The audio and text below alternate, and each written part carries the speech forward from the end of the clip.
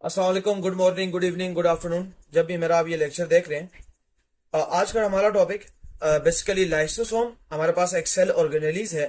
उसकी एक बेसिकली उसके मुतालिक एक टॉपिक है जिसमें हम लोग स्टडी करते हैं लाइसोसोमल स्टोरेज डिजीज या डिजीजेस। बेसिकली लाइसोसोम के बारे में आपको मालूम होना चाहिए कि लाइसोसोम हमारे पास क्या है। ये हमारे पास basically single membrane bound organelles है। सिंगल मेम्ब्रेन बाउंड ऑर्गेनेली का मतलब यह है कि बेसिकली एक मेम्ब्रेन स्ट्रक्चर है जो बेसिकली क्या करती है। ये मेम्ब्रेन स्ट्रक्चर इस लाइसोसोम के अंदर मौजूद जो कंटेंट होता है उस कंटेंट को इंटैक्ट रखती है, उसको बाहर निकलने नहीं देती। बेसिकली क्यों बाहर निकलने नहीं देती?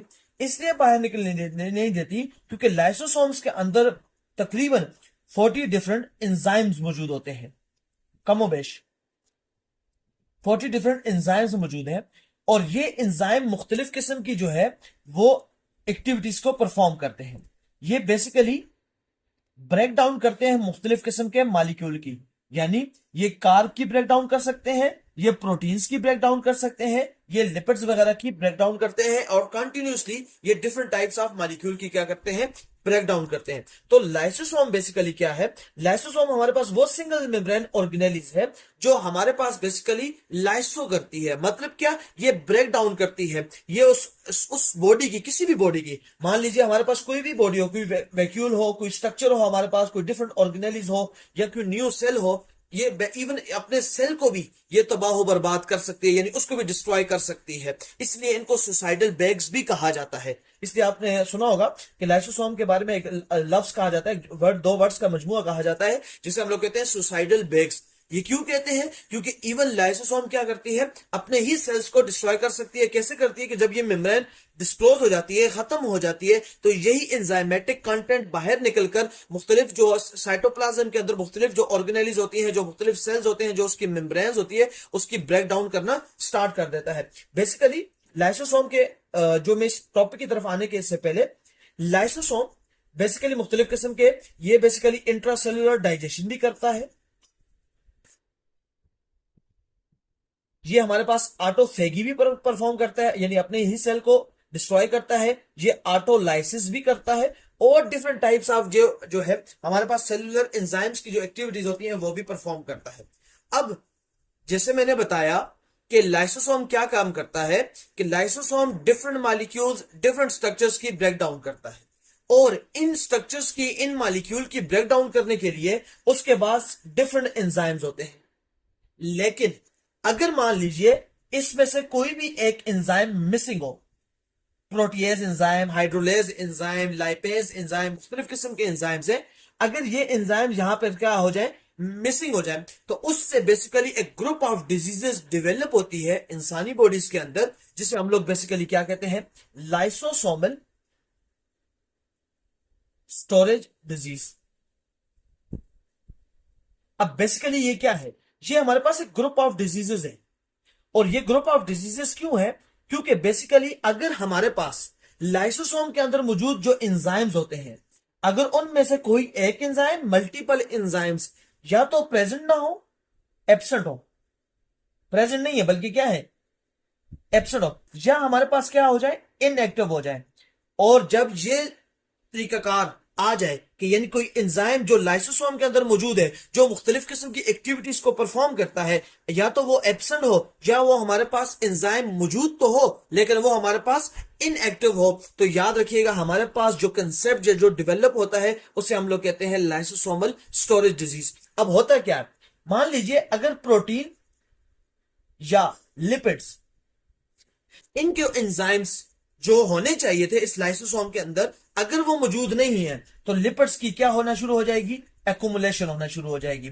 और लिपिड्स की जब बॉडीज में एकुमुलेशन होना स्टार्ट हो जाएगी, तो ये बेसिकली हमारे ब्रेन में और हमारे डिफरेंट बॉडी पार्ट्स में डिपॉजिट होना स्टार्ट हो जाएगा। और जब ये डिफरेंट बॉडी पार्ट्स के अंदर डिपॉजिट होना शुरू हो जाएगा तो ये बेसिकली क्या करेगा, उनके जो प्रॉपर फिजियोलॉजिकल फंक्शंस है उनको इफेक्ट करना स्टार्ट कर देगा।